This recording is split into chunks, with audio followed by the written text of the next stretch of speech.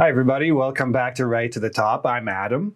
In today's video, I want to start a bit of a mini-series about your IELTS writing section, and especially about how it's scored. And I want to give you 5 reasons why you're losing points on the IELTS writing section. I'm going to give you 5 reasons for part 1, for task 1, and 5 reasons for task 2. And I'll do an academic version and I'll do a general test version as well. Okay, so today we're going to start with the essay.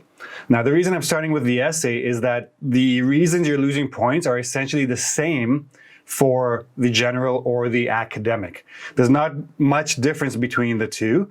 Mostly it's about the level of vocabulary and the level of grammar that they expect of you. But in terms of the other parts of the essay, pretty much the same, academic or general. So keep that in mind. So let's start. So we're looking at the 5 most common errors that people make, or the 5 common mistakes people make. And again, this is based on my personal experience assessing hundreds of these essays. I've seen so many that I can see the patterns where people are losing points, and I'm going to share these with you. Okay, so let's start with number 1. And you will notice that this error, this mistake, applies to all the sections, to both tasks 1 and 2, academic and general. And the mistake that people make is that they either don't know or they ignore the scoring criteria.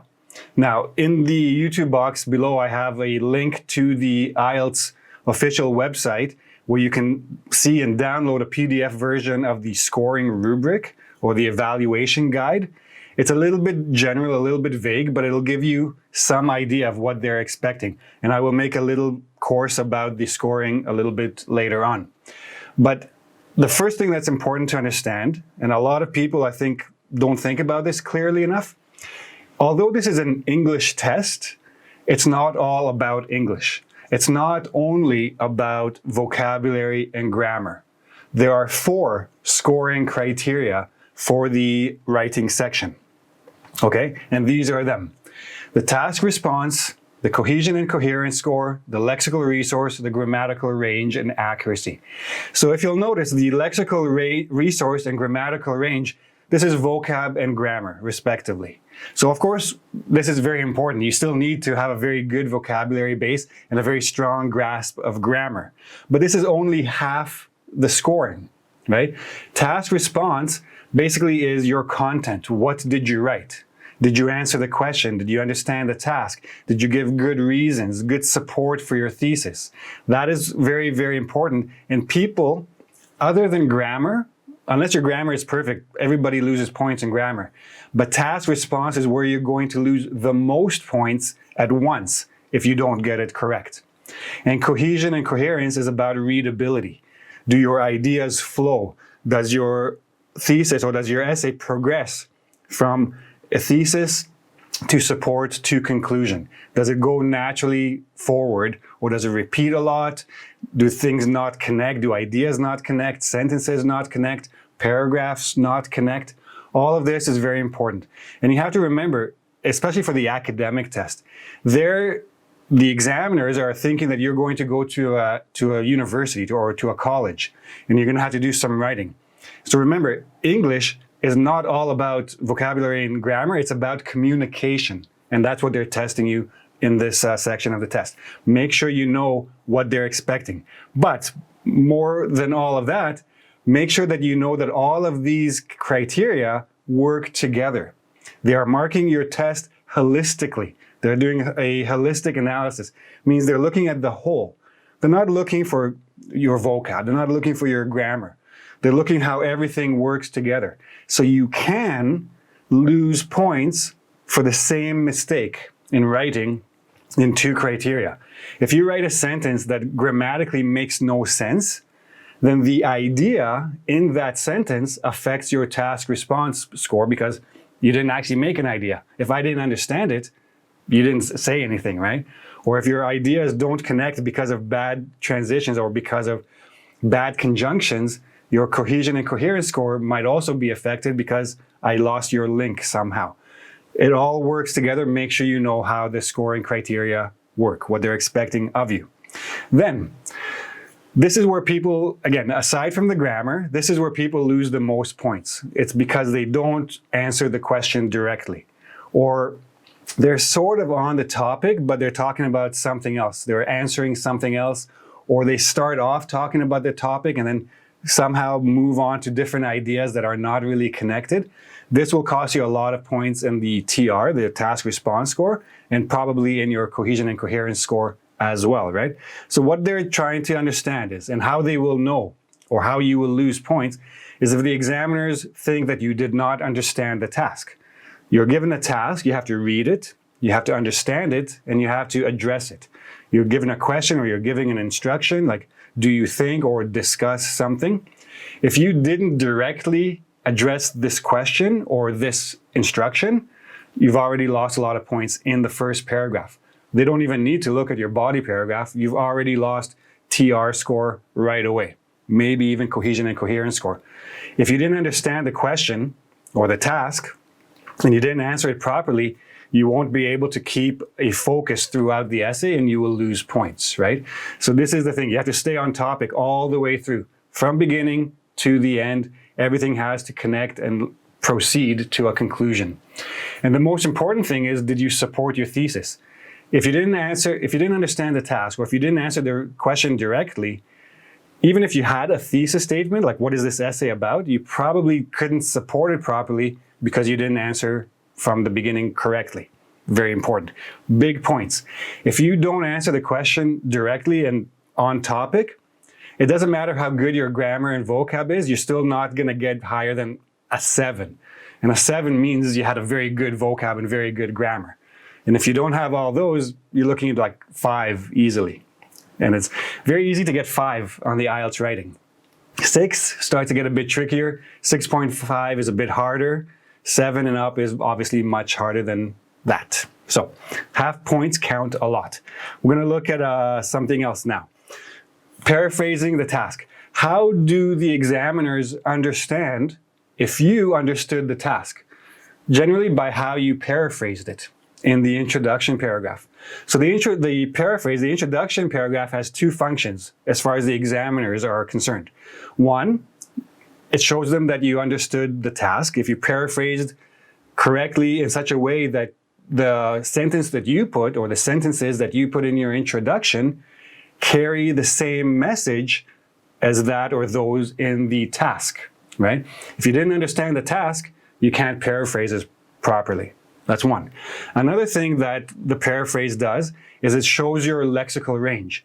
If you can take the idea that they gave you on the test and express it in a different way, using different words, using different structures, then you have range.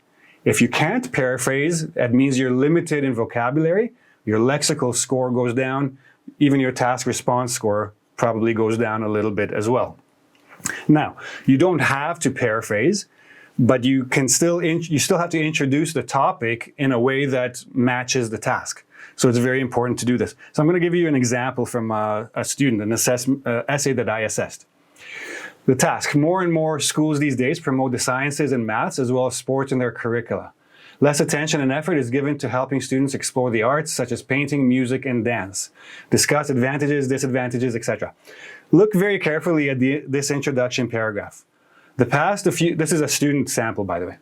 The past few years have seen a considerable alteration in the curricula, and it seems that definite subjects are being encouraged as well as sports rather than tender skills. In evaluating the merits of this trend, one should adopt broader perspective. I completely agree that these complex sciences can significantly rank in this intellectual age of the world. Now, if I'm an examiner and I read this paragraph, the first thing I'm thinking is, what? What does this say? I don't actually understand what this says. I see a very light connection to the task. But did this person address the instruction, discuss the advantages and disadvantages?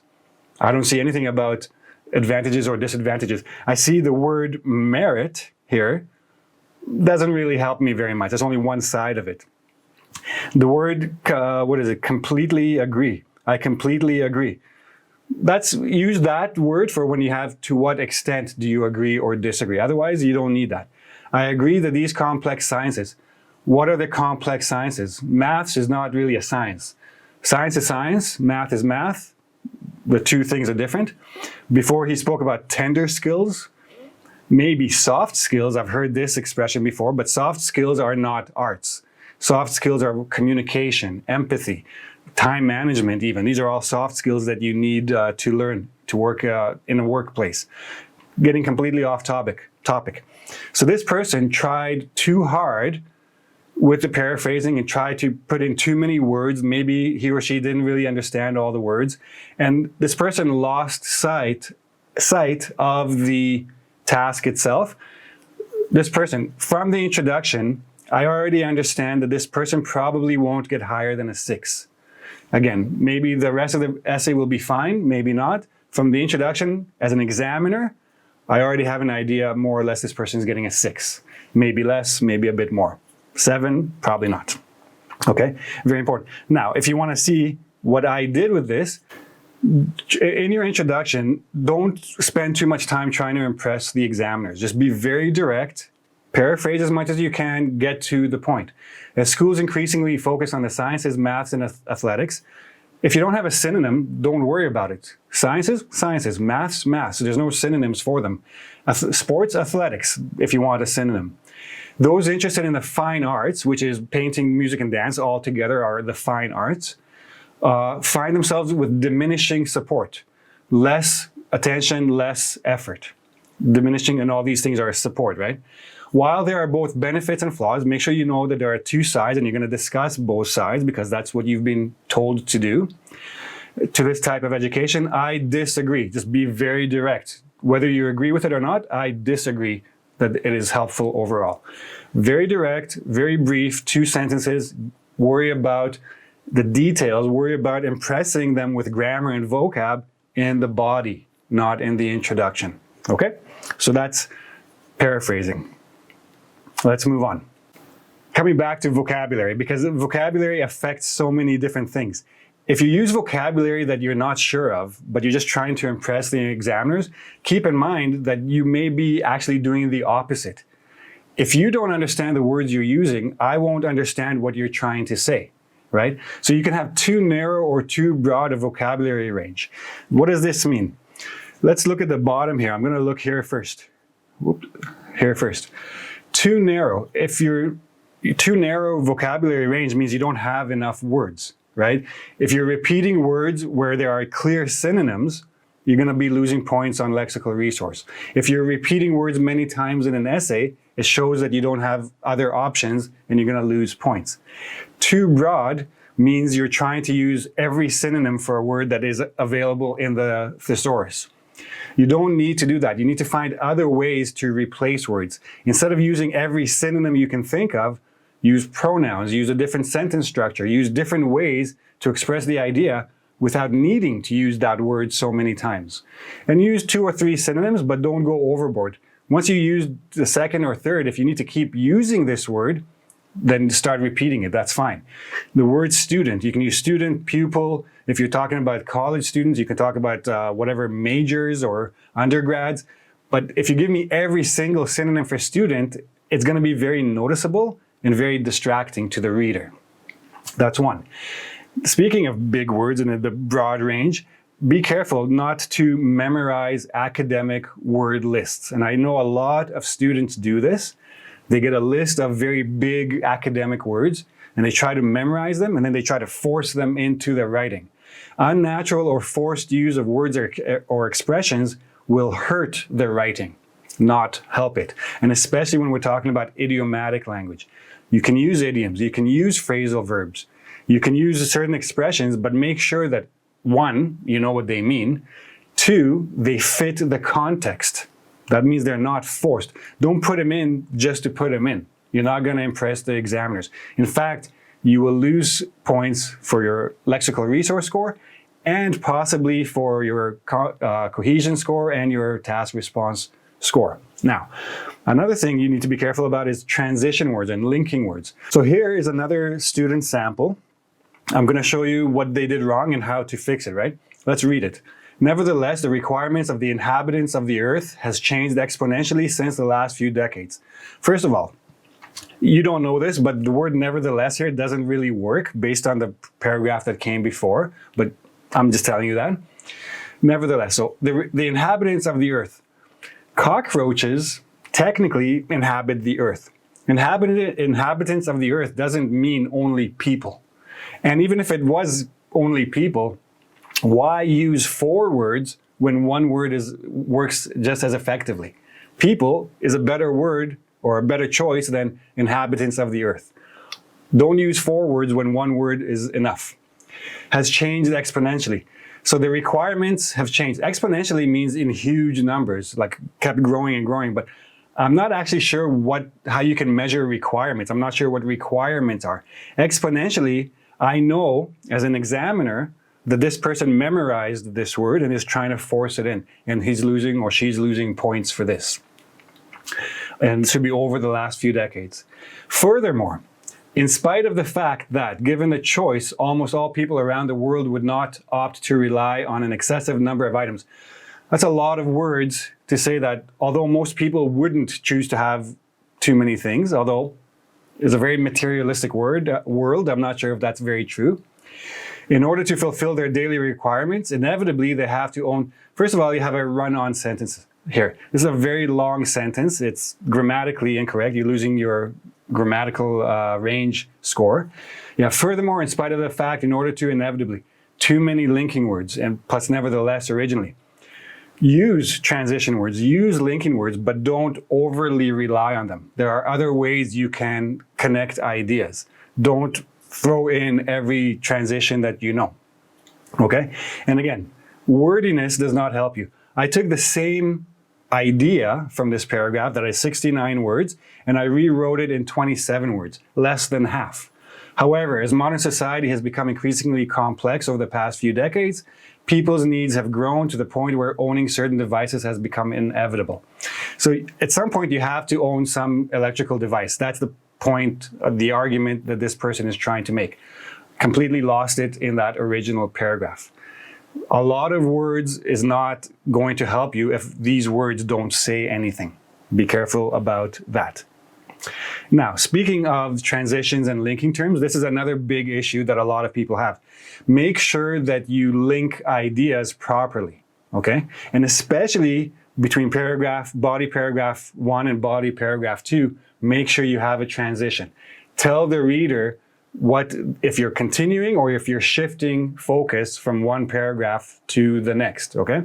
And so no transition to start a new body paragraph. Make sure that you're using the correct transition.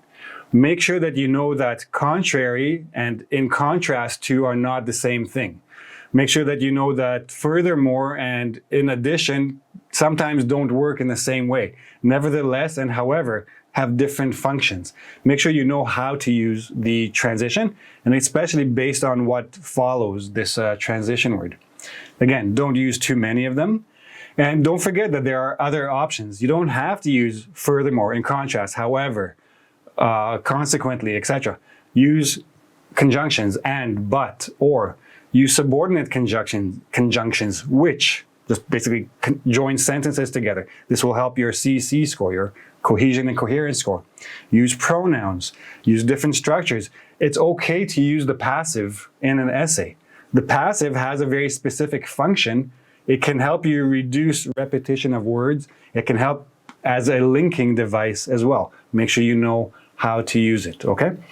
And that's basically it. Those are the 5 that I think are the most important for people to focus on. Obviously, there are other issues, but these are the ones that you need to work on now. Check your own writing. Make sure that you're not a victim of any of these errors that will cost you a lot of points, okay? And that's it. If you have any questions, please ask below, and you can ask each other and talk to each other. You can also go to my Facebook page or my Instagram page and ask questions there. You can also join my writing group. Discuss all of these elements with each other, help each other read better, write better, improve your English overall, okay? And that's it for today. I hope you found this helpful. I will make a video about the task 1 common errors. Make sure you look out for that. If you like the video, give me a like. Don't forget to subscribe to my channel and come back next time for another hopefully useful video. See you then. Bye-bye.